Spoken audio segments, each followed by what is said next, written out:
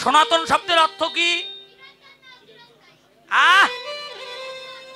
বাবা, সনাতন শব্দের অর্থ চিরন্তন সত্য, যা অতীতে ছিল, বর্তমান আছে, পৃথিবী যতদিন থাকবে সনাতনের অস্তিত্ব ততদিন থাকবে।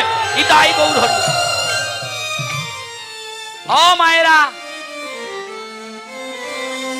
এই ধর্মটাকে একটু রক্ষা করেন, একটু জেগে ওঠেন, আর অন্ধকারে থাকবেন না। কি বাবা, সাধু সঙ্গ করেন, ছেলে মেয়েকে একটু ধর্মের পথে শিক্ষা দেন।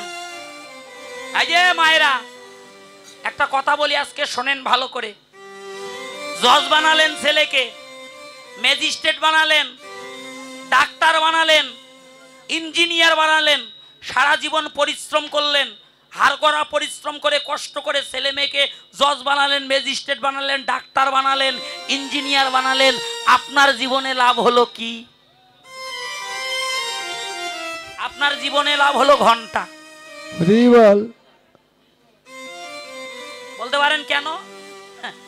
ভাবতেছেন যে ছেলে আমার ম্যাজিস্ট্রেট, ছেলে আমার ডাক্তার, ছেলে আমার ইঞ্জিনিয়ার, শেষ বয়সে আমার পাশে থাকবে, আমার সেবা যত্ন করবে না।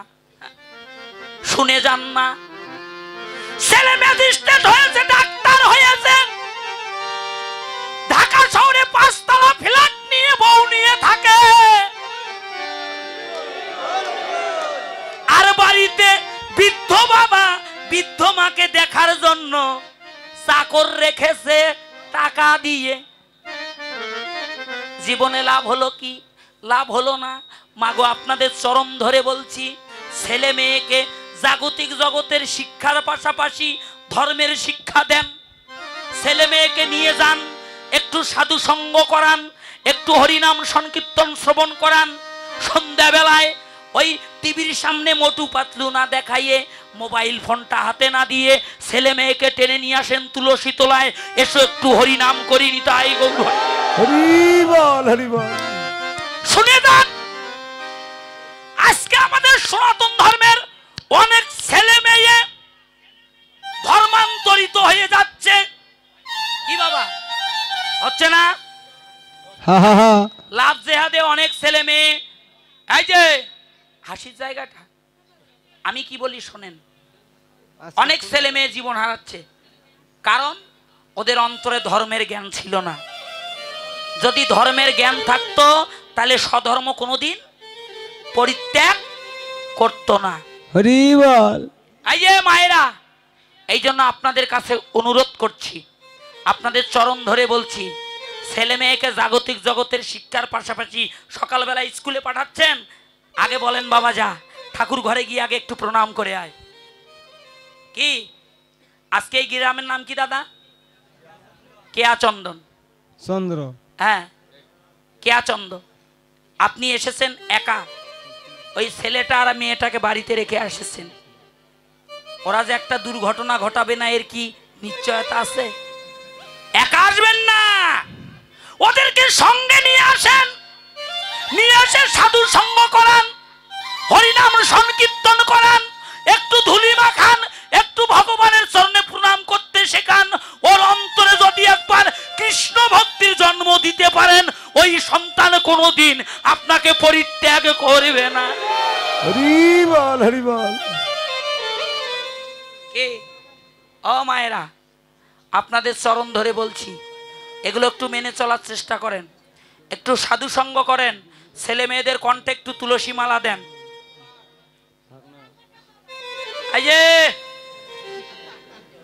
বাহ, কীর্তন শুরু হয়ে গেছে, এইদিকে কান নাই। আসল কথায় কীর্তন সারা জীবন শোনে, যেখানকার কথা ওখানে ঝেড়ে ফেলে চলে যায়। কিছু ধরে রাখার চেষ্টা করেন মা, এই মানব জীবনে উন্নতি করতে পারবেন। ধনজনের উন্নতি নয়, ভক্তিপথের উন্নতি করতে পারবেন। আর ভক্তির জন্ম যদি দিতে পারেন, একটা সন্তানের অন্তরে যদি ভক্তির জন্ম দিতে পারেন, বংশে যদি একজন কৃষ্ণ ভক্তের জন্ম দিতে পারেন, এই একজন কৃষ্ণ ভক্তের পাওয়ার কত বড় জানেন? একজন জজকে একটা বিভাগ একটা জেলার লোক চেনে, চেনে না? একটা ডাক্তারকে একটা বিভাগের লোক চেনে, চেনে না? একটা ম্যাজিস্ট্রেটকে একটা থানার লোক চেনে। আর একজন কৃষ্ণ ভক্তের পাওয়ার কত বড় জানেন? শাস্ত্র বললেন, বংশে যদি একজন কৃষ্ণ ভক্ত জন্মে, বংশে যদি একজন কৃষ্ণ ভক্তের জন্ম দিতে পারেন, কারো অন্তরে যদি ভক্তির জন্ম দিতে পারেন, এই একজন কৃষ্ণ ভক্তের পাওয়ার কত বড় জানেন? পিতৃকুল 14 পুরুষ, মাতৃকুল 14 পুরুষ, যদি কেউ নরকে থাকে সবাইকে উদ্ধার করার ক্ষমতা রাখে একজন কৃষ্ণ ভক্ত।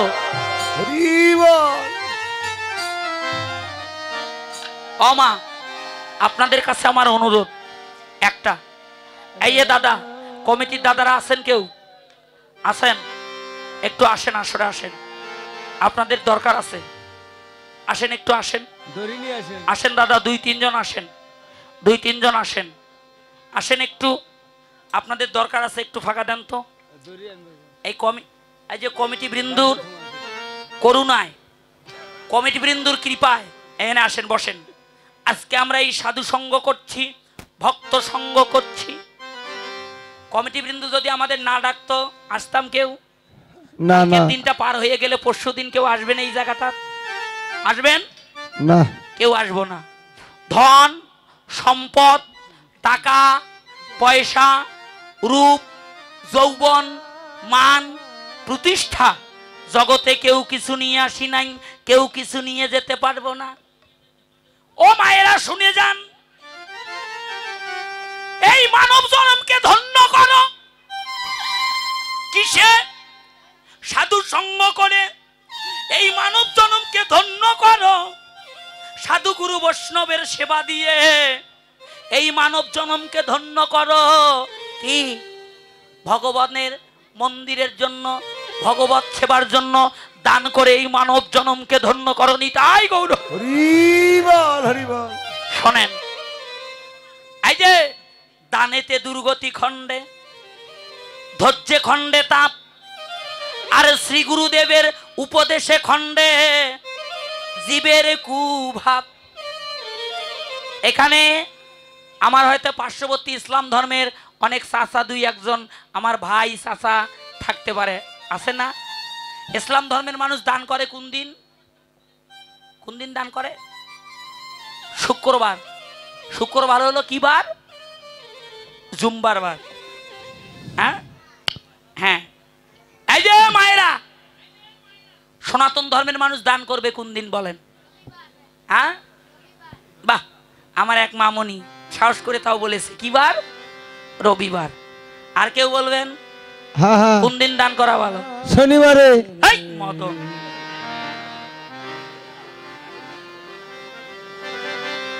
কোন দিন দান করা ভালো? মায়েরা বলেন। আপনারা দান করেন না? করেন না? দান করেন না? কথা বলেন। দান করেন না? কি বার?